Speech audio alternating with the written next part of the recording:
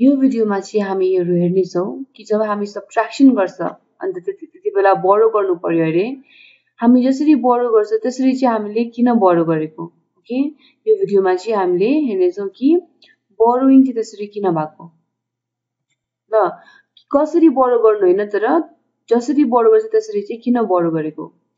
so यहाँनिर छ 1000 यो चाहिँ 0 है 1005 minus 600 and let's say 16 so यदि मैले भने 1005 मा 616 घट्यो भने कति हुन्छ भनेर हामी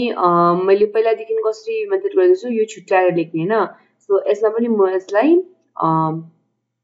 छुट्याएर भनेको एक्सपान्ड गरेर लेख्नेछु so 1000 plus 0 hundreds plus 0 tens plus 5 छुट्याएर लेख्दाखेरि चाहिँ हामी एक एकवटा डिजिट आफ्नो आफ्नो पोजिसनमा लेख्छ हैन अनि यहाँनिर -616 छ सो किन कि यो माइनस छ यहाँनिर म -600 minus 1 tens अनि -6 ones भनेको 6 सो यो 616 चाहिँ 600 plus 10 plus 6 जतिकै हो तर माइनस किन लिएको किनभने यो चाहिँ 1005 बाट घट्दैछ माइनस हुँदैछ सो अब यहाँनिर सब्ट्र्याक्सन गर्दाखेरि हामी के गर्नेछौँ सबसे भन्दा पहिला हाम्रो प्रोसेस हो कि वन्स को पोजिसनबाट तर वन्स को पोजिसनमा के देख्दैछौँ हामी 5 चाहिँ 6 भन्दा सानो छ अब 5 6 भन्दा सानो भयो भने त हामी घटाउन सक्दैनौँ हैन सो के गर्नु पर्यो सबसे भन्दा पहिला 5 लाई 6 भन्दा ठुलो बनाउनु पर्यो 5 लाई अब त्यसको लागि के चाहियो हामीलाई चाहियो 10 हैन अब त्यो 10 चाहिँ कहाँबाट आउँछ यो 1000 बाट आउँछ किनभने टेन्स को पोजिसनमा पनि 0 हन्ड्रेड्स को पोजिसनमा पनि 0 हैन त्यसैकारणले कसकोमा मात्रै छ 1000 को पोजिसनमा मात्रै 1000 छ सो यो 1000 ले अब खाली 10 नदिएर यो पुरा 1000 यसले दिन्छ हैन अब यो 1000 बाट अब सबै यो बाडिन्छ यो 1000 ले आफैलाई बाड्छ 3 भागमा अब 3 भागमा बाड्दाखेरि चाहिँ के हुन्छ यो 5 लाई कति चाहिएको थियो 5 लाई चाहिएको थियो 10 हैन यो 1000 ले 5 लाई 10 दिन्छ अनि यो हुन्छ 15 10 plus 5 15 अब कति रह्यो 1000 मा 10 काट्यो भने 990 रहन्छ हैन भनेको 990 जहाँबाट 900 हन्ड्रेड्स को पोजिसनमा अन्त 90 टेन्स को पोजिसनमा जान्छ सो अब यो 900 plus 90 plus 10 हामीले सबै जोड्यो भने कति पाउँछौँ हामी 1000 नै पाउँछौँ भनेपछि के हो यो भनेको चाहिँ यो 1000 यहाँबाट हराएको हैन तर हामीले सिम्पली त्यसलाई एक्सपान्ड गरेर लिएको जस्तै हो फेरि हो so 15 minus 6 9 90 minus 10 80 and the 900 minus 600 300 यो चाहिँ 3 होला so 300 plus 80 plus 9 is 389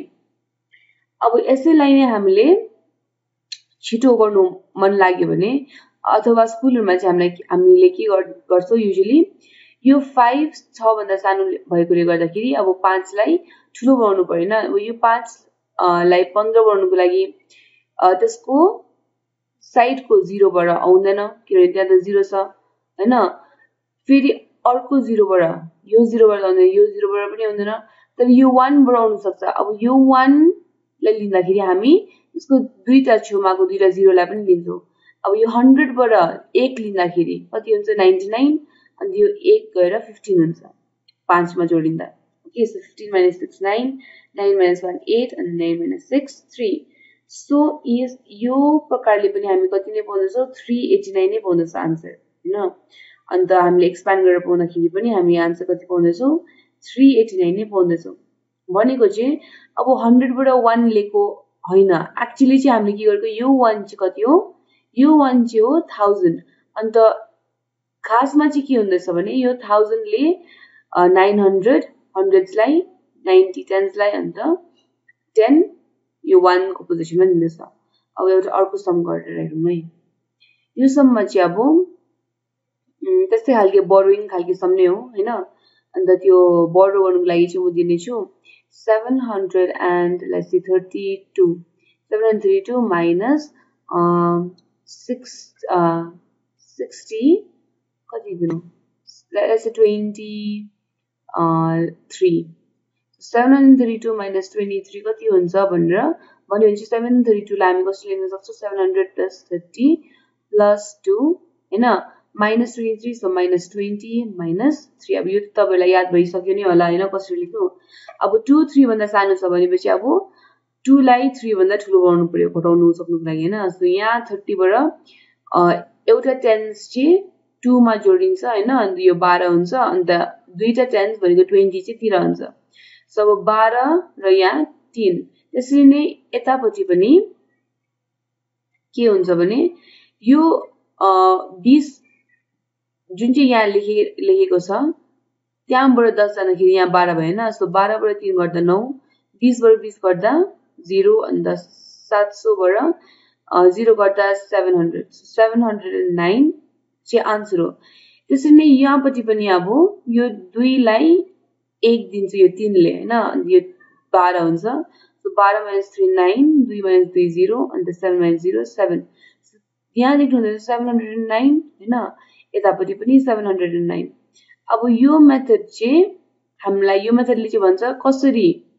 हैन कसरी चाहिँ बोरोइङ हुँदैछ एक्चुअली अन्त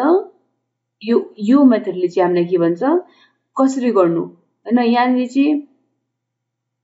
बताउँदैछ किन हुँदैछ हैन यहाँनिर चाहिँ भन्दैछ कसरी हुँदैछ अब यो खालको मेथड चाहिँ तपाईहरुले गर्नु पर्दैन स्कुलमा किनभने अलिकति लामो छ हो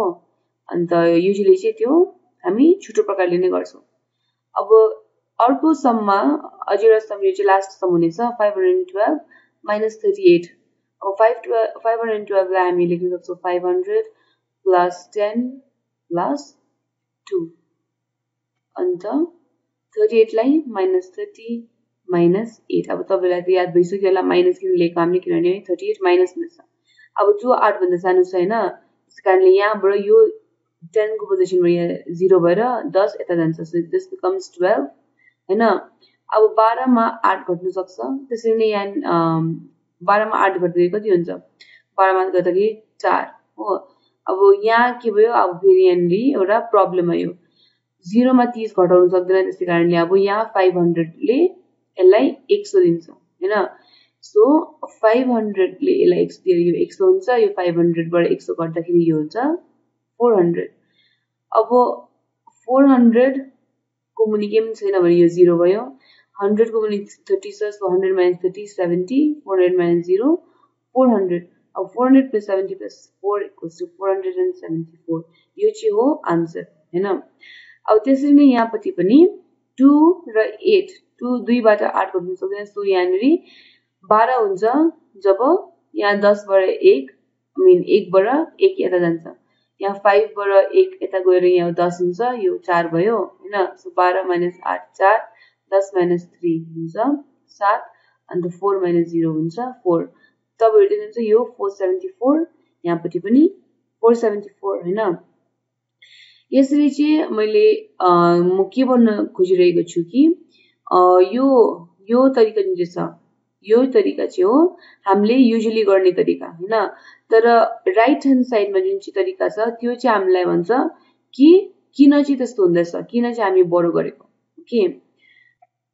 अन्त नेक्स्ट टाइम बोरो गर्दाखेरि यो कुरा चाहिँ एकदम तपाईले याद राख्नु होला तपाईलाई सब्ट्र्याक्सन गर्नु सजिलो पर्छ